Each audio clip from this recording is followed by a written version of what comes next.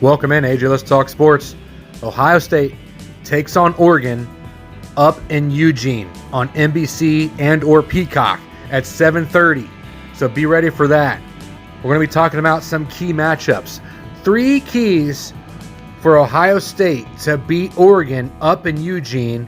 First off, we have to adjust to the Pacific time. I don't know when they're coming in there. They should be there already. I'm not sure. I did not see when Ohio State Buckeyes team is actually going to fly out to Eugene, but they obviously should be there. I think they're there for the whole week, I believe.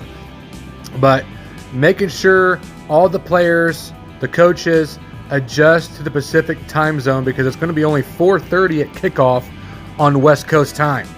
But we're going to be hopefully they're not going to be tired. Hopefully try to get some sleep early. Try to go to bed early, or maybe stay up late a couple nights and then go to bed anyways. All right, establish the run. Oregon almost got beat by Boise State last month, and it was gashed by Ashton Jeanty. He's a Heisman candidate and a Heisman hopeful with 192 yards and 3 touchdowns. But they have done better in the running game, so no back has since rushed for more than 57 yards against them so far after that Boise State encloche.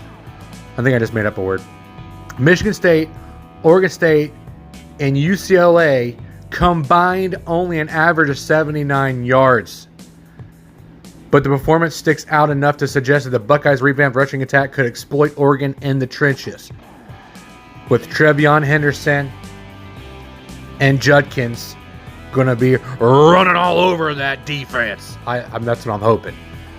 Then we got to get pressure on Dylan Gabriel. Now, Dylan Gabriel is a transfer quarterback from Oklahoma, and he's only been under pressure 22.7% of his dropbacks. That's according to Pro Football Focus. Giving you stats and facts here. There's a higher frequency than a year ago of Bo Nix. He only had 15.8% pressure on his dropbacks. Ohio State should look to create havoc in the pocket. So we're going to take a look at the showdown up in Eugene. And Ohio State and Oregon, all this stuff happened, the chaos of last week, and this makes this game really special. There's only 9 undefeated teams left in the Power 4 schools. The game will be the first time that 2 top 5 teams meet at Autzen Stadium. Now, Oregon has won the last meeting with the Buckeyes 35-28 in Columbus back in 2021, but Ohio State won the 9 previous matchups. Ohio State leads the nation in total defense, allowing opponents only 4 touchdowns collectively and an average of only 202.4 yards on offense.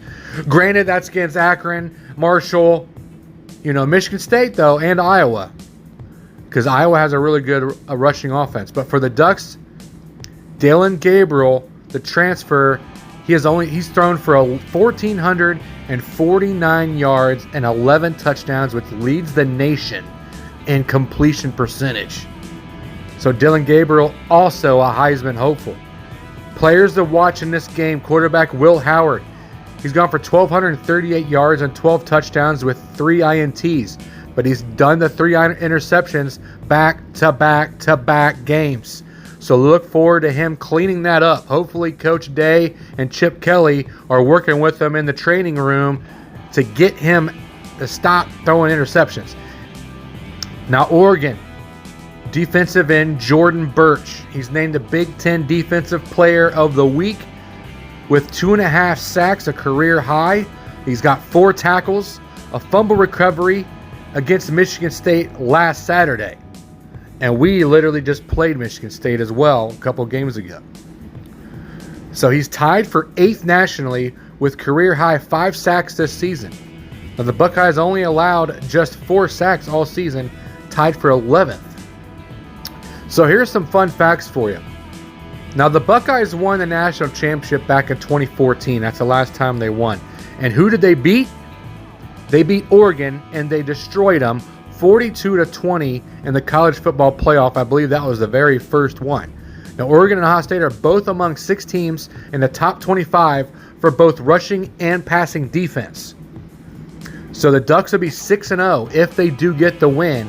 And that'll be the first time the Oregon Ducks have ever gone 6-0 since 2013. And Ohio State has scored 21 times and has reached the end zone, 20 touchdowns and field goal. The first meeting between Ohio State and Oregon was back in 1958 in the Rose Bowl. 10-7 Ohio State win by Woody Hayes with his first national championship. So there's your stats, facts, and figures, who to watch, key moments, key players, all this stuff as both undefeated teams tomorrow night at 7:30 on NBC. Check it out. Who you got? I'm going to probably, we haven't even talked about the over-under. Ohio State's actually favored by 3 as they head out there. Over-under is 54.5. Give me Ohio State all day. It's going to be probably a high-scoring game. Look for our teams to do different things, though. They might mix it up. Wildcat, do different things. Go for it on 4th down, 4th and 2s, 4th and 3s. Look for that as well. It's going to be pretty crazy and intense as 2 and 3 battle and clash. All right, here we go. Next one. We're done with Ohio State. We're going to pick some matchups here as I do the college football pick'em show. South Carolina, the Gamecocks, taking on Alabama in Tuscaloosa.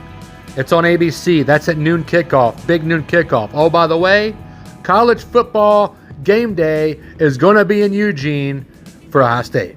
Forgot to tell you that. Alabama's favored by 21.5. I believe that they are going to win this one pretty convincingly, but I just wanted to do the 21.5 point spread. I would like to see Carolina try to get that because Alabama's kind of been going down a little bit. I mean, they did lose. they lost to a Vanderbilt. If Ohio State or Michigan and one of the Big Ten teams would have lost to Vanderbilt, we would have got taken out of the top 10 like easily. But they put Alabama at 7, which is ridiculous. That's something else I didn't want to talk about. South Carolina. Give me South Carolina with the spread. Over under 50.5, over. Red River Rivalry on ABC at 3:30. Texas undefeated. Quinn Ewers is back, and he's a starting quarterback. He used to be the 3rd string at the Buckeyes. He left, got his $1 million in NIL money, and went back to Texas. And it's going to be in Oklahoma. Texas takes on Oklahoma for the Red River Rivalry tomorrow at 3:30. Texas hasn't lost in a while. Oklahoma, they lost to Tennessee at home just a couple games ago, back on September 21st, 25-15. 92 degrees out there in Dallas. They're playing in Dallas, so tickets are at $315 in the Cotton Bowl. Sooners, Longhorns. Arch Manning is not playing, but he is doing pretty well. 901 yards, 9 touchdowns, and 2 interceptions. That's his stats. But Quinn Ewers is back. Look for him to go lights out against Oklahoma, and give me Texas. Texas is favored by 14.5. Do you think Oklahoma can stand with them the whole entire 4th quarters? No. Texas wins by 20, blows them out with the Red River Rivalry. Look for Quinn Ewers to have at least 3 touchdowns, over 250 yards passing, at least, over on the 48.5. Big Ten matchup, same time at 3:30 on CBS. Penn State, number 4, taking on USC. For the Big Ten, this is the first time ever 3 Big Ten teams have been ranked in the top 4. 2, 3, and 4. Ohio State, and Oregon, and Penn State at 2, 3, and 4. Penn State's only favored by 3.5. They are going to be in USC. They're going to Southern Cal.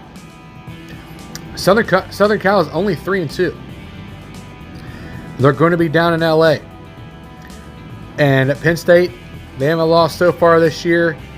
USC's lost twice against Michigan, at Michigan, and they lost at 24-17 just last game on October 5th against the Golden Gophers. Not good. $26 at Memorial Coliseum. Watch for Drew Aller to light it up. He's got over 1,000 yards, 1,101 yards passing, 9 touchdowns and 1 INT. Good interception TD ratio there. Now USC is actually favored, or it says 51.7% of according to ESPN Analytics for the matchup predictor. But with the ESPN bet, it has Penn State by 3.5, which is weird. I don't know what that matchup predictor means. It means nothing. So the over and under is 50.5. Take Penn State. Drew Aller. They're going to win by 7. It's going to be a close game, back and forth. Maybe USC is going to be winning a half, but give me Penn State. Then we're going to Ole Miss, LSU. Had to hit him with some SEC. Mississippi, Ole Miss is actually favored by 3.5. This is going to be on ABC. This is a night game, 7:30. Ole Miss versus LSU. They're going to be in Baton Rouge, Louisiana. Ole Miss, last time they lost was September 28th against Kentucky at home, 2017. Really close game. LSU, they lost September 1st against USC. So back and forth battles there. We just talked about USC. At Tiger Stadium, $151 if you want to go. If you're over there in Baton Rouge. Dart, check this out. Has over 2,100 yards passing. And you heard it. 2,100 yards passing, which is ridiculous.